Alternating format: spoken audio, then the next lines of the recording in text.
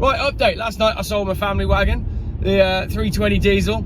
Chap came down, bought it off me, gave me some cash, so that's gone. 10 o'clock. Oh, this is me selling car transfers ownership, so if he gets caught speeding, it's not on me. And the Mondeo, the other family wagon that we have, that's going today as well. Just sold this Ford Mondeo to a man called Dave. So that's 2 cars gone within 12 hours. But I need a new family wagon. I'm not going to go and lease a cash car because it's not my style. I should arrive at my car at 8 o'clock, be back here for about 10:30.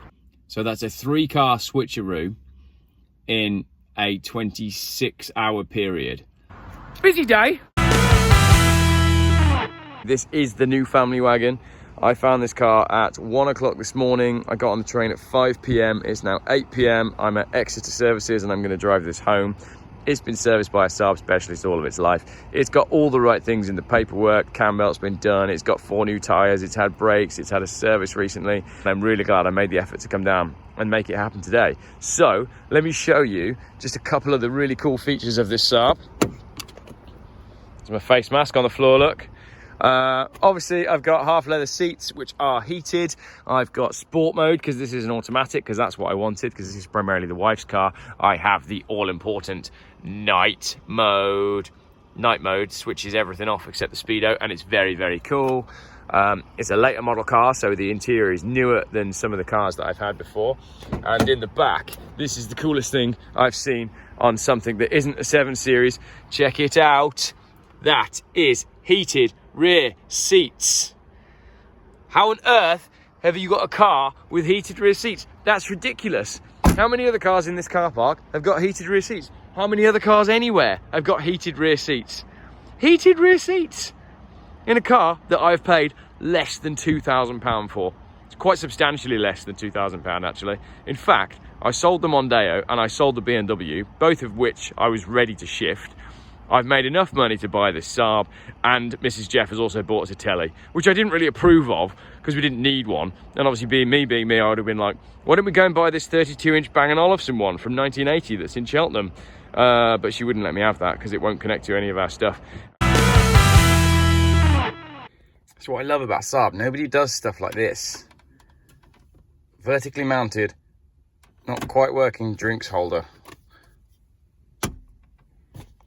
Like, that is just the most stylish thing.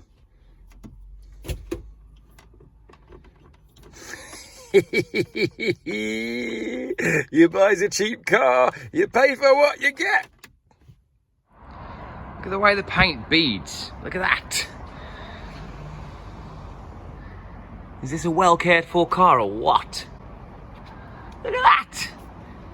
There's so much wax on that. Yes. Couldn't be happier with my cheap Saab. I mean, don't get me wrong, I will never learn where the keys go. Anybody that's watched my videos, right, will know that I am thrilled to bits with any car that I buy. It doesn't matter if it's a £200 shitter. I get so excited on the drive home.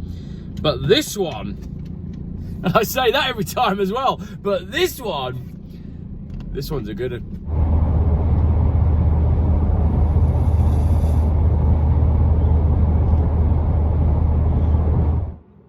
Hasn't got heated rear seats. I'm gonna get the back in a minute. Just lie in the back. Imagine that, get the AA out.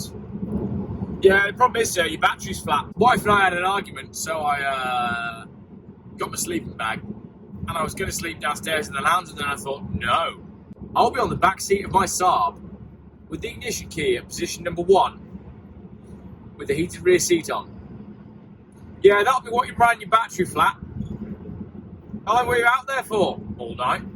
Nearly home. 24 minutes past 11. I was pretty much right in my prediction that it would be 26 hours. But that's a 26-hour, 3-car switcheroo. 53.9 miles to the gallon for you geeks out there. It feels more sprightly than my old 3 Series. That's probably because it had 220,000 miles. It feels better built than the Mondeo because it's a Saab and not a Mondeo. This was meant to be a stopgap car until we spent bigger money on something, but I'm driving this thinking, well, why would you need to spend more money?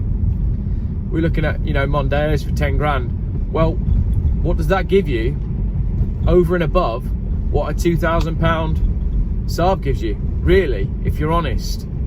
yes, it's newer, but what you save by not spending money in parts and repairs, you lose in depreciation anyway.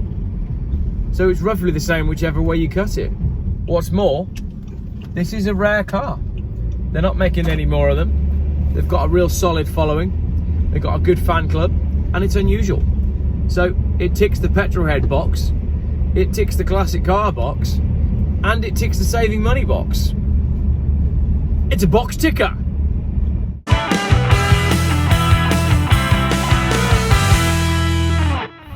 By the way, if I've got things wrong in these videos, if I've got facts wrong about Saab, it's because I've only discovered that Saabs are really cool in the last month. I realised Saabs were cool, so I've bought 3.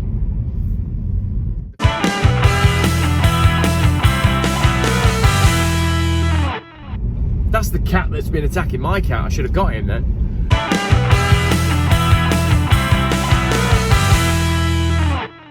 Geoff Buys Cars.